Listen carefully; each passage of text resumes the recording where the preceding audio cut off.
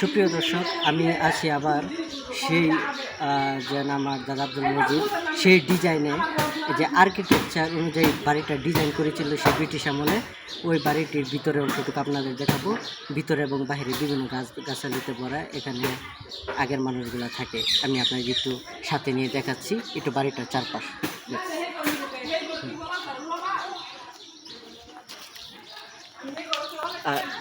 আর ওই যে ওটা হচ্ছে আমার ফুফু থাকে, মানে ফুফুর বাড়ির এরিয়া ওখানে।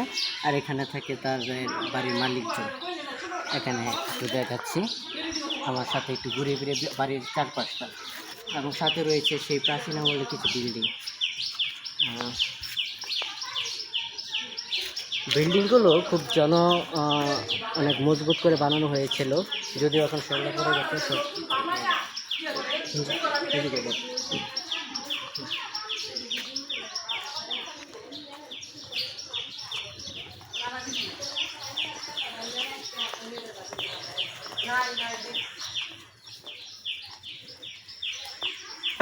এই বাড়িগুলো